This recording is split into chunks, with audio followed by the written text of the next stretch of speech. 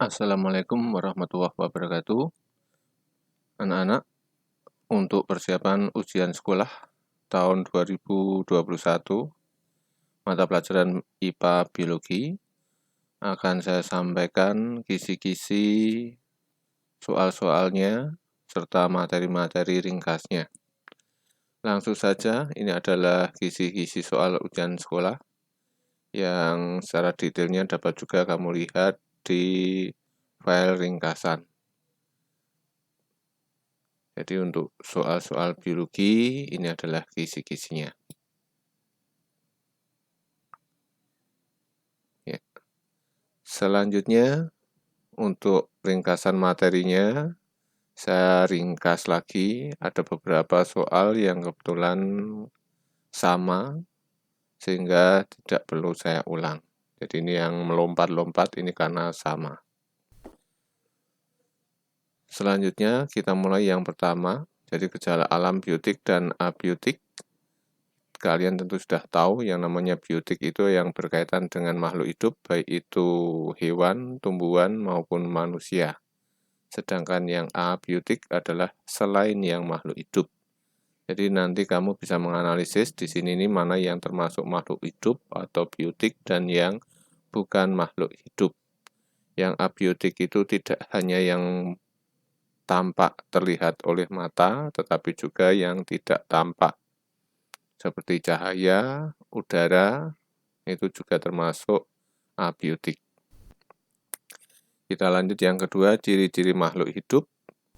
Jadi kalian tentunya sudah pernah mempelajarinya di kelas 7. Makhluk hidup mempunyai ciri-ciri 8 ya. Jadi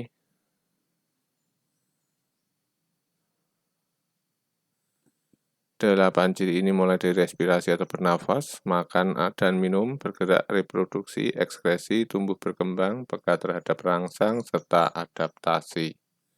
Jadi makhluk hidup ini selalu mempunyai ciri-ciri 8 ini. Ketika tidak memiliki ciri-ciri ini, tentunya tidak akan disebut sebagai makhluk hidup. Kemudian dalam soal-soal umumnya ditampilkan dalam bentuk gambar, jadi ke-8-nya seperti ini. Jadi misalnya disajikan sebuah gambar, kalian bisa menentukan itu adalah ciri yang mana. Jadi gambar yang pojok ini tentunya ini adalah ciri bernafas, ini adalah makan atau minum, kemudian ini bergerak, berkembang biak, atau bereproduksi, kemudian ini ekskresi, mengeluarkan keringat. Selain berkeringat juga mengeluarkan urin, itu juga termasuk ekskresi, kemudian mengeluarkan napas, itu juga termasuk ekskresi. Kemudian ini adalah tumbuh dan berkembang, jadi manusia dari kecil menjadi besar, atau bisa juga pada hewan, misalnya dari telur menjadi ulat, kepompong, kemudian menjadi kupu-kupu. Ini namanya berkembang. Kemudian ini putri malu, ini kalau disentuh menutup, ini ciri peka terhadap rangsang. Kemudian yang terakhir, gambar seperti ini menunjukkan bahwa makhluk hidup mempunyai ciri adaptasi. Jadi adaptasi bentuk paruh, bentuk cakar, dan juga adaptasi-adaptasi lainnya. Jaring-jaring makanan. Jadi jaring-jaring makanan ini adalah suatu peristiwa makan dan dimakan yang berupa beberapa rantai makanan yang disatukan. Dalam soal-soal yang sering dimunculkan, ini adalah jika ada salah satu hewan yang dihilangkan, maka yang terjadi itu kalian harus bisa memperkirakan. Jadi misalnya kalau kucing hutan ini tidak ada, maka apa yang akan terjadi? Ya. Juga gambar yang lain misalnya seperti ini, misalnya belalangnya tidak ada, maka hewan apa yang akan terpengaruh? Jumlahnya menjadi semakin sedikit atau semakin banyak. Selanjutnya, klasifikasi makhluk hidup. Dari makhluk hidup ini menurut sistem 5 kingdom ada 5, yaitu Monera, Protozoa, Animalia, Mycota atau fungi, dan Plantae. Jadi Monera dan Protozoa ini adalah makhluk hidup yang bersel tunggal yang dibedakan pada inti selnya, dinding inti selnya. Kemudian kalau Animalia ini sebenarnya digolongkan lagi menjadi 2, yaitu bertulang belakang dan tidak bertulang belakang, vertebrata dan avertebrata. Yang bertulang belakang ini ada 5 lagi bagiannya, yang tidak bertulang belakang ada beberapa klasifikasi lagi. Ini Mycota atau fungi atau jamur, dan ini Plantae atau tumbuhan yang dibagi menjadi Bryophyta atau tumbuhan lumut, Pteridophyta tumbuhan paku, dan Spermatophyta atau tumbuhan biji. Nah, untuk menggolongkan ini misalnya ada beberapa hewan seperti ini, misalnya manakah yang termasuk fungi, manakah yang termasuk serangga, atau manakah yang termasuk hewan yang bertulang belakang. Nah, ini cara kalian harus bisa mengenalinya. Selanjutnya, pencemaran lingkungan, yaitu menganalisis usaha pencemaran berdasarkan data, baik berupa gambar maupun grafik. Jadi misalnya ada kejadian seperti gambar ini, apa yang harus dilakukan, atau misalnya grafik seperti ini, maka bisa menentukan apakah yang menjadi penyebab utama pencemaran dan apa yang harus dilakukan. Selanjutnya, tumbuhan, sistem reproduksi tumbuhan dan hewan. Jadi tumbuhan melakukan reproduksi karena termasuk makhluk hidup. Reproduksinya dibagi 2, generatif dan vegetatif. Kemudian yang generatif itu ada gimnospermae, angiospermae, biji terbuka dan tertutup. Kemudian yang vegetatif dibagi menjadi alami dan buatan. Yang alami termasuk rizoma, stolon, kormus, umbi kentang, umbi batang, umbi lapis, umbi akar ya maaf. Kemudian jadi ini kormus atau rizoma, stolon, umbi akar, umbi batang, umbi lapis. Kemudian yang buatan ada stek, merunduk, menyambung, menempel, serta kultur jaringan.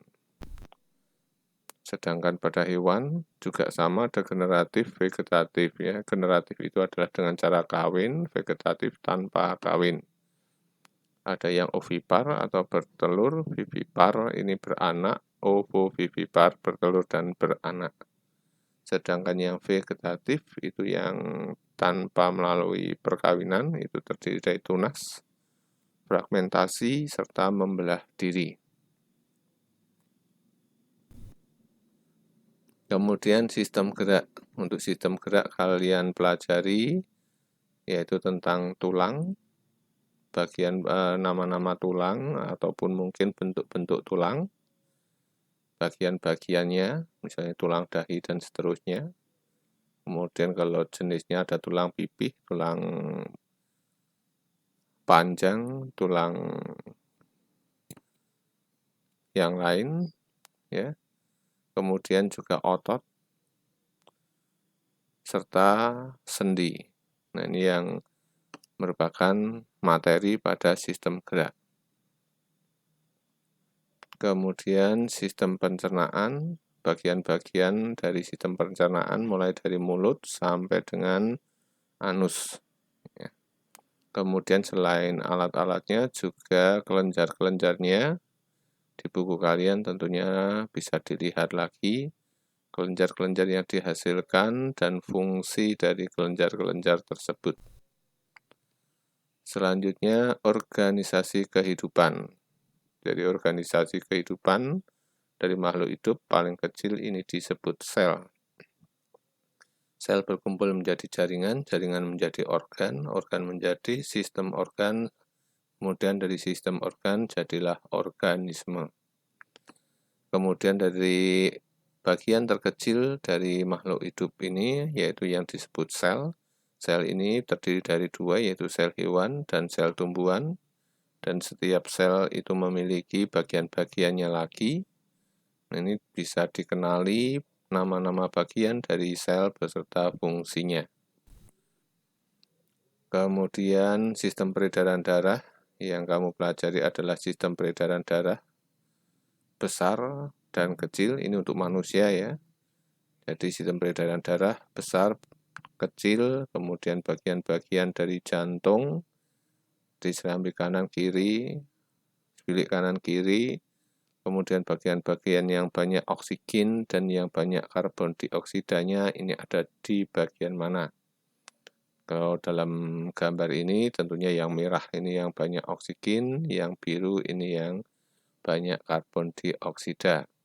Kemudian serambi itu bagian atas, bilik bagian bawah. Kemudian kanannya kita ini sama dengan kirinya jantung. Jadi ini kiri, ini kanan. Kemudian bagian-bagian dari darah terdiri dari darah merah atau sel darah merah, sel darah putih, serta keping darah atau trombosit. Untuk kalian pelajari. Kemudian penyakit dan kelainan pada sistem peredaran darah, nanti di buku bisa kamu lihat. Ya, ada banyak sekali penyakit dan kelainan pada sistem peredaran darah. Kemudian pernafasan, bagian-bagian dari sistem organ pernafasan mulai dari hidung sampai dengan yang paling ujung yaitu alveolus. Itu kamu pelajari, nama-nama bagiannya juga termasuk mekanisme pernapasan, baik pernapasan dada maupun pernapasan perut. Selain itu, tidak lupa kamu juga pelajari tentang kapasitas paru-paru beserta volumenya. Yang berikutnya, sistem reproduksi pada manusia, baik laki-laki maupun perempuan, bagian-bagian dari organ reproduksi itu apa saja. Kemudian pembelahan sel pada saat reproduksi ada dua, yaitu mitosis dan meiosis. Nama-namanya serta ciri-cirinya kamu baca, kamu hafalkan. Kemudian pewarisan sifat. Jadi pewarisan sifat dari reproduksi secara generatif ini akan terjadi pencampuran gen. Maka kamu juga harus bisa memahami dari sistem persilangan ini, kemudian juga dapat menghitung jumlah keturunan yang dihasilkan baik dalam satuan maupun dalam persen. Jadi misalnya merah dominan, putih yang resesif disilangkan menjadi keturunan pertama, sesama keturunan pertama disilangkan menghasilkan 4 jenis keturunan atau 4 keturunan, di mana keturunan ini yang merah dominan ada 1, yang ini adalah merah tidak dominan atau namanya yang ini namanya